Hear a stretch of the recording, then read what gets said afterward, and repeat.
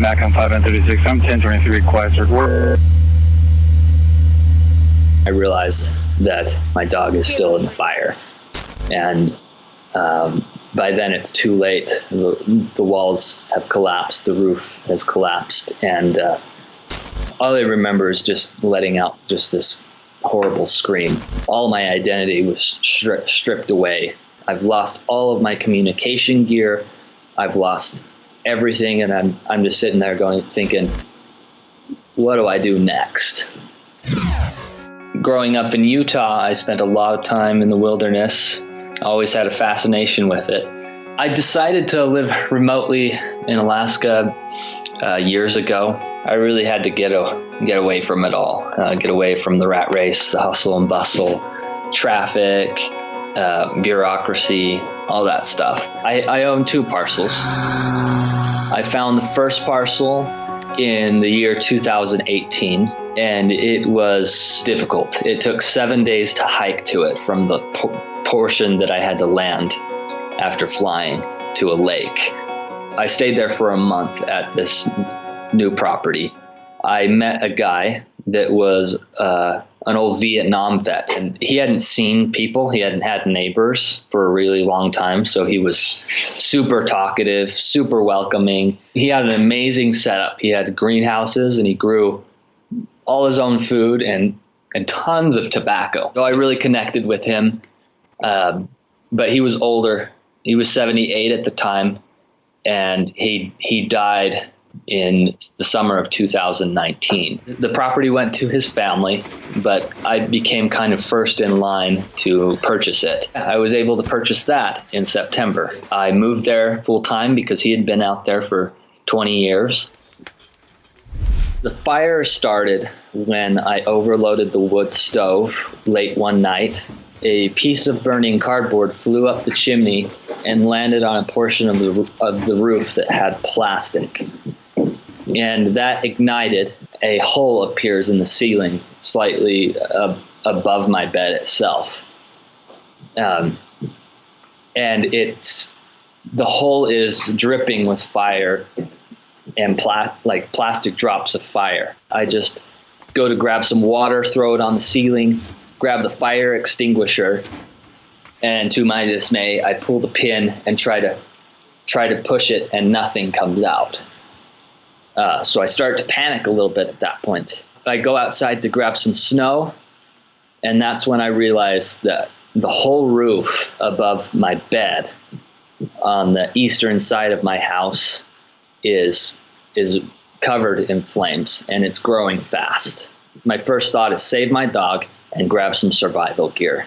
I try to urge my dog off the bed. He's terrified. He's huddled in a corner, and he's 110 pounds, so it's impossible to lift him and carry him out. I finally urge him off the bed, and he escapes my vision. I think that he's left, but I can't tell because there's so much fire all around me, and the roof is collapsing at that point. And my last thought is I need to grab my rifle that's on the west side of the house. So I run around, grab it, and that's when I realize that my dog is still in the fire. And by then it's too late. The walls have collapsed, the roof has collapsed, and all I remember is just letting out just this horrible scream. All my identity was stripped away. I've lost all of my communication gear. I've lost everything, and I'm just sitting there thinking, what do I do next?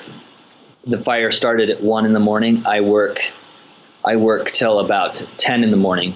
trying to put out that fire. When I finally got it out, I did an inventory of my food, and I only had 1 can for breakfast and 1 can for dinner for about 35 days.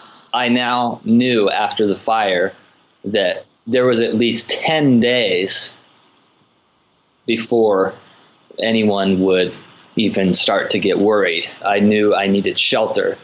So I immediately went to building a little snow cave that would just fit my body. Putting an SOS in the snow, I did that at around maybe day 8, I knew no one was going to come looking for me because of that timeline that I had missed. And people weren't even going to be worried about me till maybe 2 weeks in. I had a communication plan in effect that if I missed my regular communications, that my private pilot would be called and he would make a flyover to make sure I'm okay. I found a lot of solace in looking for beauty in things, despite everything. I was picked up on January 9th to the pilot's recommendation because it was so cold to fly for him. He was busy with a lot of other things in his life. He said, let's contact the Alaska State Troopers. They're going to be a better option at this point. It's not looking good through this cold spell that we're having. I heard the chopper.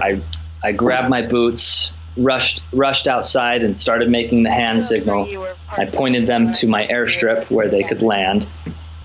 And from there, I grabbed just a few things.